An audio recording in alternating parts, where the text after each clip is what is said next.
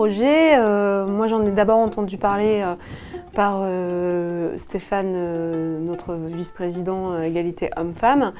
Et l'idée c'était de voir comment et où sur le campus on pouvait accueillir un clitoris géant et pour venir justement raconter c'est quoi un clitoris, à quoi ça sert, c'est quoi l'excision, c'est quoi les violences faites aux femmes. Ce sont des femmes qui ont été mutilées dans l'enfance en règle générale et lorsqu'elles viennent en France, elles se rendent compte qu'elles sont différentes des autres et donc elles veulent retrouver leur intégrité corporelle ou retrouver ou ne plus avoir mal parce qu'une mutilation sexuelle qu'on appelle excision ou infibulation est très douloureuse.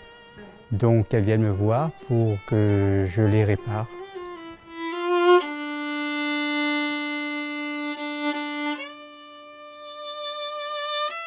On peut dire aussi que même avant le clitoris sur le campus de Poitiers, il y avait depuis les années 70 un phallus, la bite des bitards.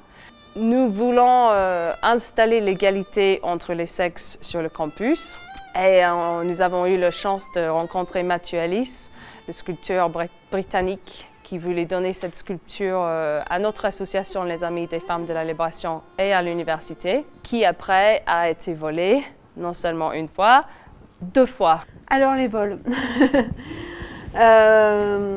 Donc dès le départ, l'installation de cette œuvre a tout de suite fait polémique dans la presse, polémique auprès des associations étudiantes. Après, c'était quand même le but recherché. Le but, c'était de parler de ces violences faites aux femmes. Le but, c'était aussi de parler de ce que pouvait signifier cet organe et sur un campus universitaire. Le premier vol, ça nous a surpris. C'était en fait comme si, une nouvelle fois, le campus se trouvait excisé de son clitoris qui avait disparu.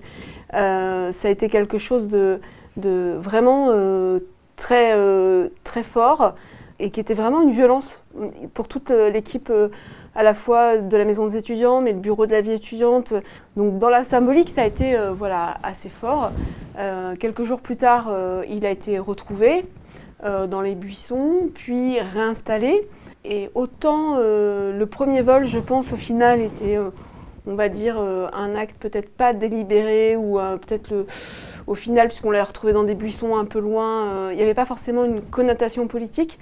Autant le deuxième, c'est sûr que là, il y avait quelque chose de beaucoup plus fort dans la symbolique, puisque d'une part, le clitoris était de nouveau volé et avait disparu, mais aussi la plaque qui expliquait l'œuvre, le nom de l'artiste, le pourquoi cette œuvre était installée sur le campus.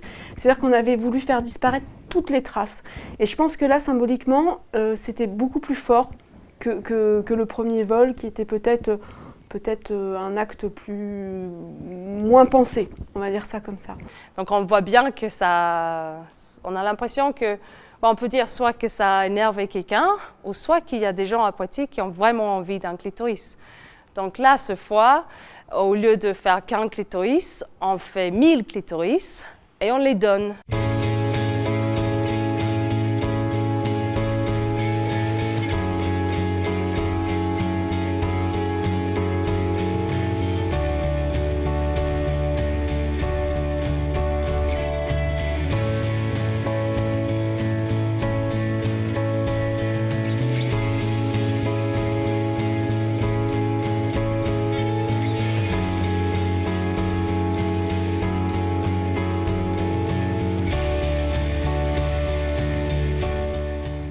So we thought if we encasted it in a cage and then make it look as though it was escaping to freedom, that would be the best way to put over the point which we're trying to make about women's freedom and women's fight for equality in life in general.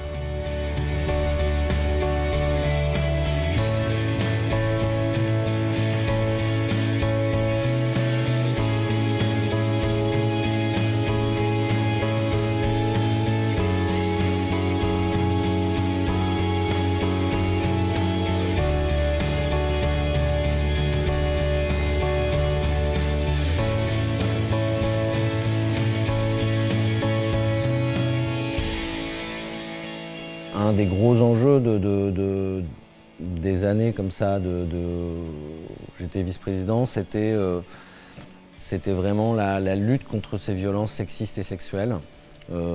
Ça continue, c'est pas réglé, il y a encore plein de choses à faire, de textes qui manquent parfois, de textes de loi, de textes à l'échelle de l'université pour essayer de faire cesser ces violences sexistes et sexuelles qui sont quotidiennes. Donc voilà, je pense qu'on a créé ces dernières années une cellule de lutte contre les violences sexistes et sexuelles avec le service de santé universitaire et la direction des affaires juridiques.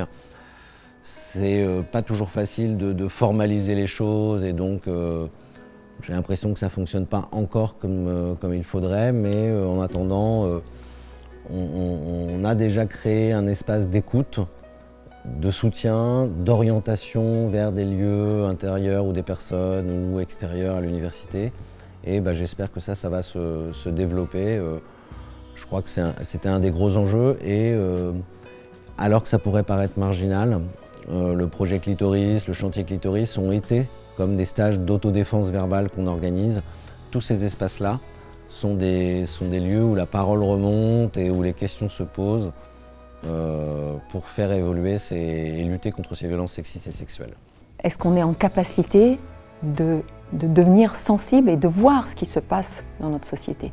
Est-ce qu'on choisit, dans nos manières de vivre, de reconnaître la domination, le patriarcat, ou est-ce qu'on réinterroge la question de l'égalité entre les femmes et les hommes? Et cette question, elle est véritablement une question sensible.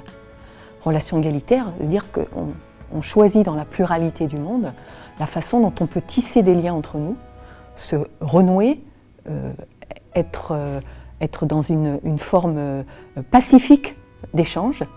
Et donc c'est le dialogue, l'amitié, l'humanité. Et là, la politique devient amour du monde, elle devient possibilité d'émancipation. Et donc le droit des femmes et cette possibilité de sortir d'une domination ou d'un enfermement, là on est au cœur du rapport sensible à l'autre et du rapport sensible au monde. Et je trouve qu'en 2 ans et demi, aujourd'hui, et avec ce projet d'Émilie un clitoris, c'est devenu un mot quasi courant. Et maintenant, dans des réunions, on entend dire oui, alors quand le clitoris sera revenu, etc. Et symboliquement, je trouve que c'est très fort parce que petit à petit, on voit qu'avec le temps, voilà, on a moins peur du mot, on a moins peur de ce que ça signifie derrière. Et il y a tout ce projet autour de l'égalité femmes-hommes au sein de l'université, les cafés sexos, les stages d'autodéfense, tout le travail autour de la précarité menstruelle, avec le planning familial. Enfin, c'est au départ ce qui était juste une œuvre donnée à l'université par cet artiste anglais, c'est devenu un projet dont tous les étudiants se sont saisis, et voilà, et y compris les équipes administratives, et y compris voilà, les enseignants. Aujourd'hui, clitoris, ça se dit comme ça.